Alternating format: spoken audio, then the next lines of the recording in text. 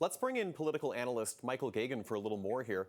Michael, thanks for making some time for us. I wanted to ask you how significant it is that the Premier, David Eby, is not ruling out a new pipeline. I mean, he said in his words, let's have those conversations. But of course, there was certainly a big if along with that.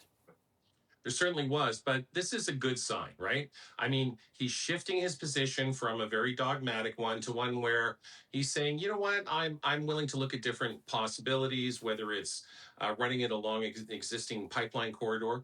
The other possibility is that the Port of Stewart is right on the border between the Alaska Panhandle and British Columbia. And I believe technically you could run it if you ran a pipeline to Stewart, you could have a U.S. tankers going along the American side of the strait, and that's how you could get the oil to market, right? So there's workarounds while still having the tanker ban. I think the tanker ban's kind of silly because we have American tankers all day long going up and down the West Coast. So, but it's that thing where I think we need to get a lot less interested in virtue signaling, a lot more interested in economic growth because a lot of people are hurting in this country. And there's of course the old thing of how about we keep the country unified by not hobbling our neighbors in terms of their ability to get product to market. And last but not least, if we want to be more independent of the Americans, we can't have all of our oil going south and then most of the refining coming from the south up north. We need our own refining capacity. So I certainly agree with the Premier in that capacity as well. Well, and Michael, you make a good point in that there could be geographic sort of workarounds here. But I wanted to ask you politically, how does this Ottawa, Alberta, this new understanding, how does that put pressure on BC's position, both logistically and politically here? Well, at the end of the day, British Columbia doesn't actually get a say in terms of whether or not a pipeline goes across. The feds can just make it happen, right?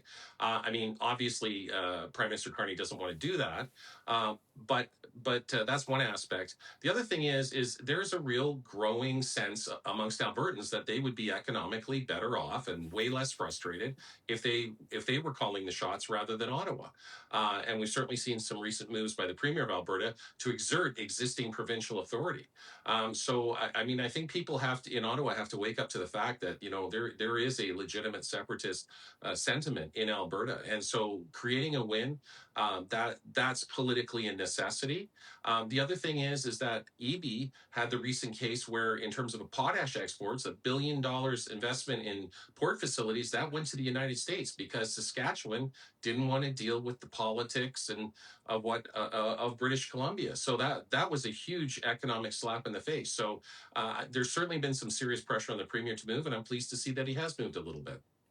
Now, you can't imagine a situation where Mark Carney and Danielle Smith sit down together and announce some kind of understanding like this and there being universal support or universal blowback. But for Eby, what sort of political blowback does he face here if he considers a new pipeline?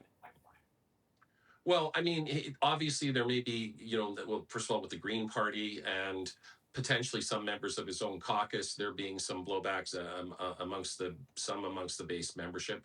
But the other constituent that's been feeling really alienated from the NDP is blue collar working class people, right? So, I mean, the thing is that up north, blue collar people, they want to see jobs. First Nations people up north want to see jobs, and the interesting thing about that port and telegraph is it's 1/3 owned by the Niska and 1/3 owned by the Tahltan. So, I mean, the First Nations are going to be part of this economic growth if it happens. But if it's one of those things where I think there's positives and negatives for both the federal Liberals and the provincial NDP, but certainly the economic positives will be tremendous. Okay, and we'll certainly watch how this plays out right across those political lines as well. Michael Gagan, in the meantime, political analyst, thanks so much for taking some time. Appreciate it. Thank you.